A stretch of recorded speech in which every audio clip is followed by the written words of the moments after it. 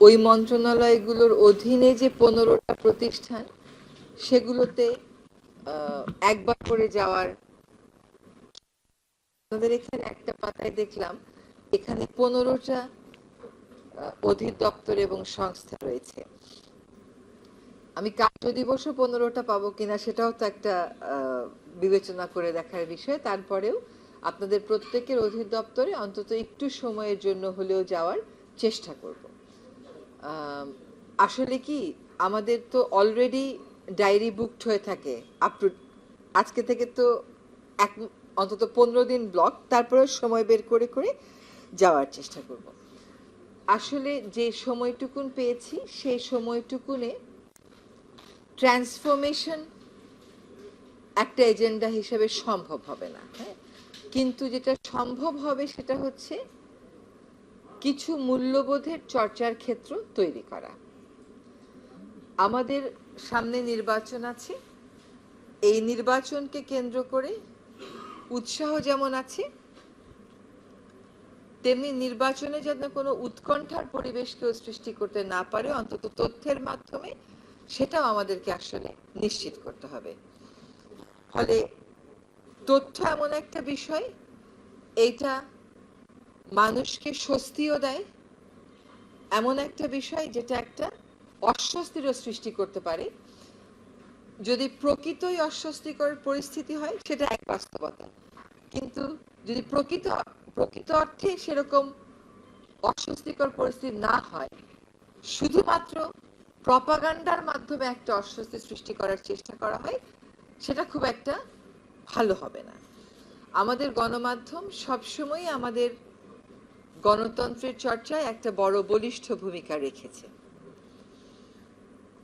গত বছরের জুলাই আন্দোলনে কিন্তু তার একটু ব্যত্যয় আমরা দেখেছি। গণমাধ্যমগুলো কি ঘটছে, সব গণমাধ্যম সেটা প্রচার করেনি বা করতে পারেনি বা তাদেরকে করতে দেওয়া হয়নি। তো এই যে করেনি, এটার নিশ্চয়ই একটা কারণ আছে। করতে যে দেয়া হয়নি, অন্তত ওই কারণগুলো দূর করা যদি এই অল্প সময়ে করা আমাদের পক্ষে সম্ভব হয়, আমরা সেই চেষ্টাটা করব। অবাধ তথ্য বস্তুনিষ্ঠ হতে হবে। অবাধ তথ্য মানে বিকৃত তথ্য না কোনোভাবেই।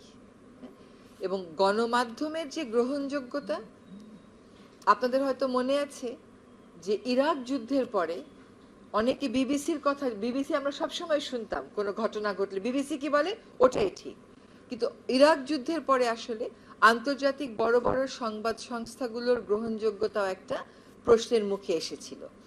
আমরা আমাদের গণমাধ্যমকে শক্তিশালী দেখতে চাই, আমরা আমাদের গণমাধ্যমকে গণমুখী দেখতে চাই, আমরা আমাদের গণমাধ্যমকে যেভাবে সরকারের পর্যায় থেকে তথ্য দিয়ে সহায়তা করা সেটা করতে চাই। একই সাথে তথ্যের যেন খণ্ডিত বা বিকৃত উপস্থাপন করা না হয় সেটাও দেখতে চাই। তথ্যের বস্তুনিষ্ঠতা অত্যন্ত জরুরি বিষয়। বিশেষ করে যখন একটা দেশ গণতন্ত্রের পথে যাত্রা শুরু করে, তখন বস্তুনিষ্ঠ অবস্থানে থেকে তথ্য পরিবেশন করা, সেটার বিশ্লেষণ করা, জনগণের কাছে সেই তথ্য পৌঁছে দেয়া অত্যন্ত জরুরি। আমাদের এবারের নির্বাচনটা তো কিন্তু কেবলমাত্র আপনার নেতা নির্বাচনের নির্বাচন হচ্ছে না, এটা আপনার একই সাথে একটা গণভোটও হচ্ছে। কাজে সেই গণভোটের বার্তাগুলো আমরা কেমন ভাবে মানুষের কাছে পৌঁছে দেব, ভোটারদেরকে আমরা কেমন করে করব তাদের মতামত গ্রহণ করার ক্ষেত্রে, এটা একটা অত্যন্ত অনেক অনেক বড় কাজ। একসাথে করলে সহজ কাজ, একসাথে না করলে কঠিন কাজ। কাজে এই কাজটা আমাদেরকে করতে হবে, এটা আমাদের জন্য একটা সুযোগ। আমাদের যে তরুণেরা প্রাণ দিয়েছে জুলাই আগস্টে, তাদের জন্য ন্যূনতম সম্মান যদি আমরা দেখাতে চাই, তাহলে আসলে একটা গণতান্ত্রিক পথে উত্তরণটাই হচ্ছে প্রথম ধাপ। এবং গণতন্ত্রের যাত্রার সাথে সাথে বাকি জিনিসগুলো নিশ্চিত হবে। কিন্তু আমাদেরকে সমাজে মানুষ যেন সঠিক কথাটা জানতে পারে, সঠিক বিশ্লেষণটা করতে পারে, সেটা সহযোগী প্রতিষ্ঠান হিসেবেই সকলকে কাজ করতে হবে। আপনি বেতার বলেন, টেলিভিশন বলেন, চলচ্চিত্র বলেন, সামাজিক যোগাযোগ মাধ্যম বলেন, এটা নিয়ন্ত্রণের বিষয় না, কিন্তু সরকারের রোল হচ্ছে ফ্যাসিলিটেট করা যাতে এটা বস্তুনিষ্ঠ থাকে। আর যখন বস্তুনিষ্ঠ থাকবে না তখনই আসে নিয়ন্ত্রণের প্রশ্ন। সরকার কেন যাতে অপতথ্য বা বিকৃত তথ্য আমাদের যে এগিয়ে যাওয়ার স্বপ্ন এটা কেবলমাত্র সেটুকু, আর বাকি সব কাজটুকু হচ্ছে। তো আশা করি আপনাদের সাথে আরো মাস কাজ করে আপনাদের থেকে অনেক কিছু শিখতে পারবো। আপনারা 11টা প্রাধান্যের কথা বলেছেন, এই প্রাধান্যগুলো এখন কোন পর্যায়ে অগ্রগতি আছে এটা এই তালিকায় আমাকে দেয়া হয়নি, আমি জেনে যাব, আজকে দিন শেষে হয়তো জেনে যাব। আপনাদেরকে একটা কথা বলতে চাই যে গণমাধ্যম যখন আমরা বলি, আমাদের এখানে একটা অভিলক্ষ্য আপনারা দিয়েছেন, কিন্তু সামগ্রিকভাবে গণমাধ্যমেরও কিন্তু অভিলক্ষ্য থাকা উচিত। মানে সরকারের একটা প্রতিষ্ঠানের যেমন একটা অভিলক্ষ্য থাকে, গণমাধ্যম তা সেটা রেডিওই হোক, টেলিভিশনই হোক, চলচ্চিত্রই হোক, অনলাইনই হোক, সামাজিক যোগাযোগ মাধ্যম, যদিও গণমাধ্যম না, কিন্তু অনেক সময় দেখা যায় মেইন স্ট্রিম মিডিয়াতে আমরা যে খবর পাচ্ছি না সেটা তারা দিয়ে দিচ্ছে। সকলেরই আসলে একটা অভিলক্ষ্য থাকা উচিত, যে অভিলক্ষ্য থাকলে আমরা তথ্যের ফ্লোটাকে সেভাবেই এগিয়ে নিয়ে যেতে পারবো, যেভাবে এগিয়ে নিয়ে গেলে আমাদের গণতন্ত্রের উত্তরণের পথটা সহায়ক হবে। আমরা সম্প্রচার কমিশনের যে আইনটা সেটা প্রায় শেষ পর্যায়ে আশা করছি নিয়ে আসতে পারবো। আমাদের এখানে দেখলাম যে প্রেস কাউন্সিল 1974 সালের আইনটা নিয়ে আপনারা বেশ এগিয়েছেন, সেটাও একটা কাজের ক্ষেত্র হতে পারে। আরেকটা হচ্ছে স্বাধীন গণমাধ্যম কমিশন, এটা আমি জানি অনেক বড় একটা প্রত্যাশার জায়গা, সেটা নিয়ে কাজ যতটুকু আগানো যায় আগাবার চেষ্টা করব। তো আমার মনে হয় যে তথ্য মন্ত্রণালয় থেকে গণমাধ্যমকে এই বার্তাটা দেওয়া জরুরি যে আমাদের মন্ত্রণালয়ের দরজা সবসময় আপনাদের জন্য খোলা, যে তথ্য আপনারা চান আমরা আপনাদেরকে সহায়তা করব।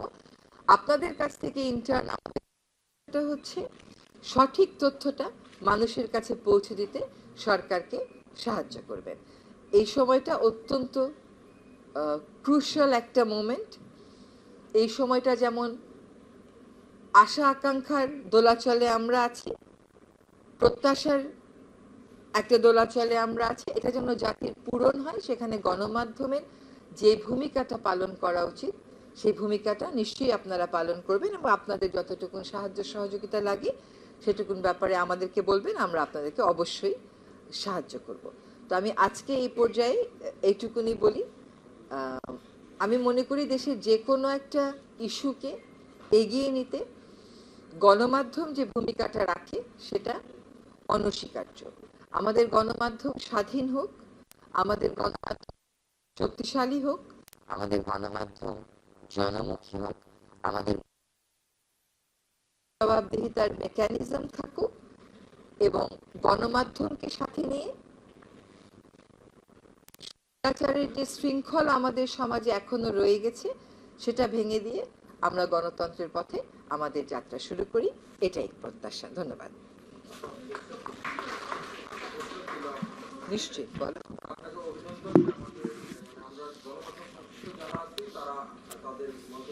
দায়িত্ব পেয়েছেন, তারপর দুটি বিষয় জানতে চাচ্ছি, সেটি হলো যে গণমাধ্যম সংস্কার কমিশন রিপোর্ট দিয়েছে মার্চ মাসে, 8 মাস পেরিয়ে গেছে, মানে এই রিপোর্টের মানে আলোকে কোনো কিছু সরকার উদ্যোগ নেবে কিনা একটি বিষয়। দুই নম্বর যে প্রশ্ন সেটি হলো সাগর সরোয়ার মেহেরুদ্দিনের যে হত্যাকাণ্ড, সেটি এই সরকার আসার পর এখন পর্যন্ত কোনো অগ্রগতি হয়নি। বিগত সরকারের সময় যে পর্যায়ে ছিল এখনো তাই আছে। এই সরকার এই বিষয়ে কোনো উদ্যোগ নেবে কিনা, যেহেতু আপনার মন্ত্রণালয়।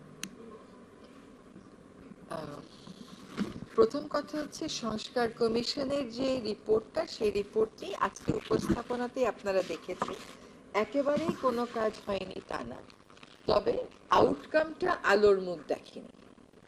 এই জন্যই যে তিনটা বিষয় আমি বললাম, একটা হচ্ছে সম্প্রচার কমিশন, একটা হচ্ছে প্রেস কাউন্সিল, একটা হচ্ছে স্বাধীন গণমাধ্যম কমিশন, এই তিনটাকে প্রাধান্য দিয়ে কাজ করার চেষ্টা করব। আপনাদেরও বুঝতে হবে যে আমার সময় খুবই সীমিত। আরেকটা হচ্ছে সেকেন্ড যে প্রশ্নটা বিষয়টা উত্থাপন করলেন সাগর রুনি, এই সরকার দায়িত্ব গ্রহণ করার পরেই সেটা নিয়ে সরকারের পক্ষ থেকে উদ্যোগ গ্রহণ করেছে, কিন্তু অনেক দিন আগে ঘটে যাওয়া যে হত্যাকাণ্ডটা, এইটার বিচার হতে হবে হচ্ছে আলামত ভিত্তিক। আমি যতটুকুন জানি এবং বুঝি যে সরকারের এই বিচার করার ক্ষেত্রে সর্বোচ্চ কমিটমেন্ট রয়েছে, কিন্তু বিচারের বা তদন্তের যে প্রক্রিয়াটা সেটা যারা করবে তাদের হাতে বিচার প্রক্রিয়াকে এগিয়ে নিয়ে যাবার জন্য কতটুকুন তথ্যপাত্র আছে সেটা তো আপনারা প্রতিবারই দেখছেন যে তারা তদন্ত রিপোর্ট জমা দিতে পারছে না, আবার সময় পিছাচ্ছে। এটা আসলে আমি মনে করি যে এই হত্যাকাণ্ডের এটার সাথে জাতির বিবেকের একটা প্রশ্ন জড়িত। একটা দেশে আইনের শাসন, ন্যায় বিচার, সেটার একটা বড় প্রশ্ন জড়িত। এটাকে কোনোভাবেই আনএড্রেসড আমাদের রাখা যাবে না। সরকারের পক্ষ থেকে যারা তদন্ত করছেন তাদেরকে স্পষ্ট বার্তা দেয়া হয়েছে যে সরকার এটার বিচার দেখতে চায়, এবং আসলে সাগর রুনির সন্তানের মুখোমুখি দাঁড়িয়ে একটা উত্তর তো আমাদেরকে দিতে হবে। সরকার হিসেবে এই উত্তর দিতে হবে না, জাতি হিসেবেই তো এই উত্তর দিতে হবে। সরকার হিসেবে তো অবশ্যই দিতে হবে, কিন্তু আপনি জানেন যে আমাদের জন্য এটা একটা লিগ্যাসি ইস্যু। হ্যাঁ, তো আমরা আমাদের জায়গা থেকে যতটুকুন করা সম্ভব, যে স্পষ্ট বার্তা দেওয়া দরকার সেই স্পষ্ট বার্তা আমরা দিয়েছি। আমাদের পক্ষ থেকে যতটুকুন করা সম্ভব আমরা সেটা করব। নিশ্চয়ই নিশ্চয়ই। তুমি এত প্রশ্ন পাও কই? তুমি তো কোনোদিন দেখি না প্রশ্নের অভাব। বলো। হ্যাঁ হ্যাঁ হ্যাঁ হ্যাঁ।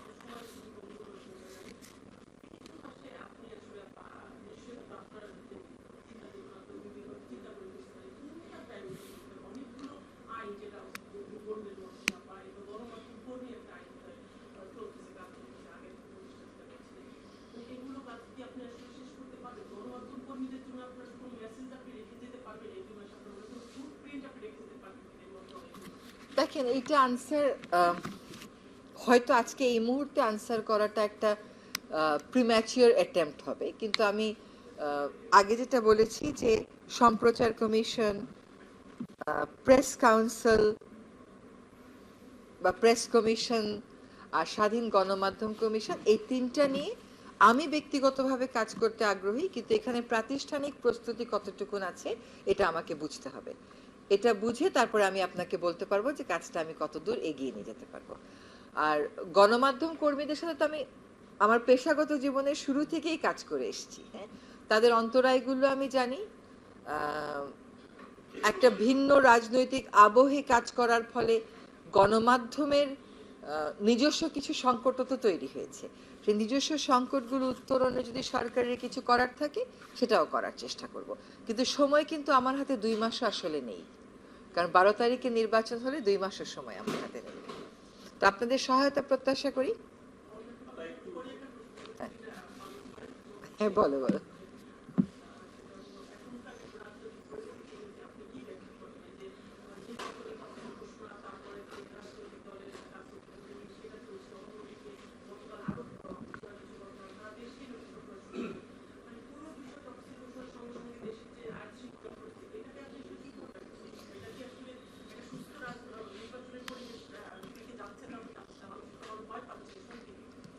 মানুষকে ভয় দেখাতেই তো এটা করা হচ্ছে।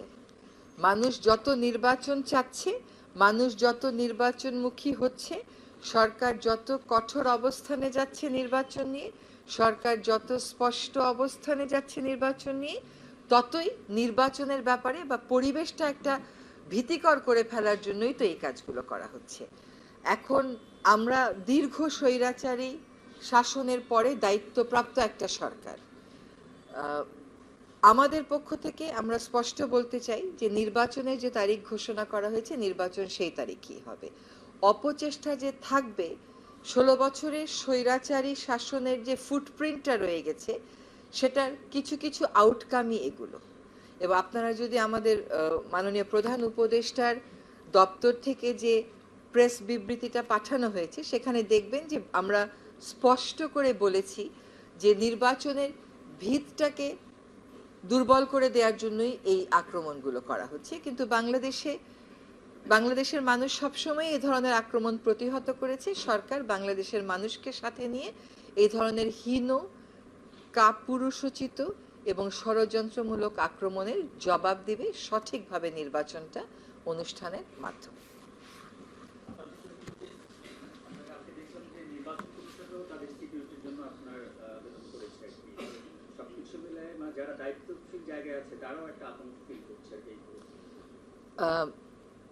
দেখেন, যে ঘটনাটা ঘটেছে তারপরে যদি আমরা প্রস্তুতি না নেই, সেটা তো কোনো বিচক্ষণতার লক্ষণ হলো না।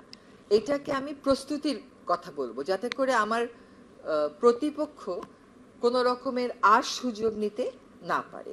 এটাকে আমি আতঙ্ক বলবো না, আমি বলবো এটা আমাদের প্রস্তুতি।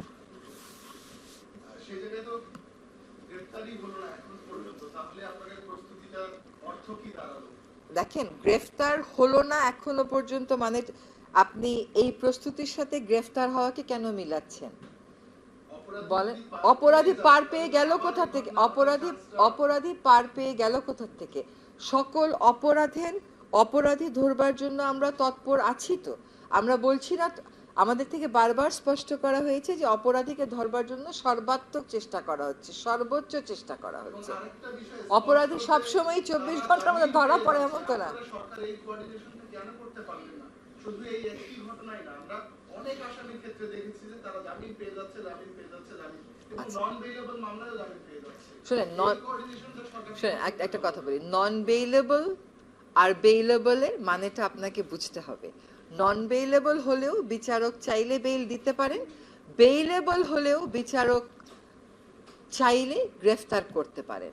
কোঅর্ডিনেশন হচ্ছে না, এই কথাটা আপনাকে কে বললো? দুটোই তো কথা বলেন। একদিকে বলেন বিনা বিচারে আটক রাখা হয়েছে, আরেকদিকে বলেন জামিন কেন পেল, আবার বলেন জামিন কেন দেওয়া হলো না। সেটা না, কোঅর্ডিনেশন না হলে কি হতে পারতো সে সম্পর্কে তো আপনার হয়তো কোনো ধারণা নাই। আপনি একটা ঘটনাকে দিয়ে যদি বলে দেন যে কোনো জায়গায় কোনো কোঅর্ডিনেশন নাই, এটা ঠিক কথা হচ্ছে না। হ্যাঁ, কাজে কোঅর্ডিনেশন না থাকলে যে কি অবস্থাটা হতো এই সম্পর্কে আপনার হয়তো আমাদের হয়তো অনেকেরই বোঝাপড়ার ঘাটতি রয়ে গেছে। কোঅর্ডিনেশন হচ্ছে যে ঘৃণ্য অপরাধটা হয়েছে, সেই ঘৃণ্য অপরাধের অপরাধীকে খুঁজতে সরকার সর্বোচ্চ এবং সর্বাত্মক প্রচেষ্টা চালাচ্ছে।